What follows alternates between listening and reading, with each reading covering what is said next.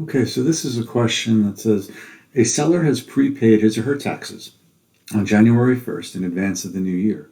The total taxes for the entire year total to be $3,600. The seller decides to sell the property and has a closing date of May 26th. So how would the debits and credits appear on a closing statement? So let's break this down a little bit. A seller has prepaid, so they've prepaid their taxes. They've prepaid it, and they prepaid it on January 1st for the new year, so they're covered from January 1st to December 31st.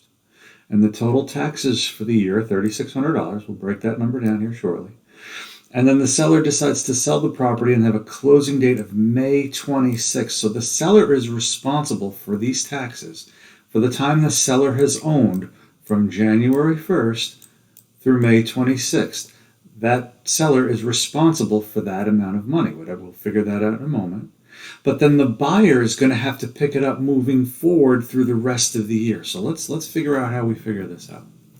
So $3,600 is paid for the year. And I forgot to put in here, use a 360-day calendar. I'll put that in here. 360-day calendar. Okay, so we've got $3,600 has been paid. This is hard to draw with this mouse. And I'm just going to divide that by 360 days in a year. And if I do that math, it's going to come out to exactly $10. $10 per day in taxes through the entire year. So just think about owning your house and you just cut Horry County or Georgetown County a check for $10 every single day. That's what it would look like so far. Okay, so we know that the seller has paid $10 a day for the whole year, but they're not going to own the property for the entire year. They're going to own the property. I'm just going to write January. There's going to be 30 days in every month. Whenever we see 360, there's 30 days. So I'm going to write 30 days for January. February is also going to have 30 days because every month has 30 days. Same thing with March and April. But May is the closing date, so I'll just write M for May right here. And I'm going to write 26 right here.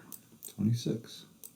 And if I total all those days up, that's going to come out to 146 days, total days. And these are the days that the seller is responsible for. The seller is responsible for this amount of days. So if we take that, we know that the remaining days are what the buyer is responsible for. But what we can do, just to make this simple, is we take 146 days. I'll write that over here.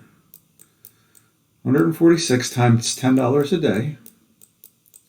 Do that math. It comes out to $1,460. That's what the seller is responsible for. The seller is responsible for the time that he or she has lived there from January 1st through May 26th. Okay? The buyer is going to have to be responsible for the rest. So we know that the total tax bill is going to be $3,600. If we subtract what the seller owes, what the seller is responsible, $1,460. If we do that math, it should come out to $2,140 that the buyer is responsible for. So we will debit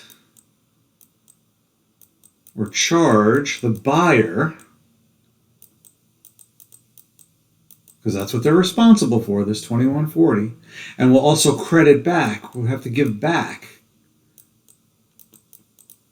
the seller. This is really hard to write like this, but you get the idea. Credit the seller the same amount, $2,140. So the seller should get back the portion that he or she has not used, and we will charge the buyer for that money that they're about to use. So from the 27th through December 31st is what the buyer will be responsible for. So that's how we would do this. Debit the buyer, credit the seller of $2,140, both respectively.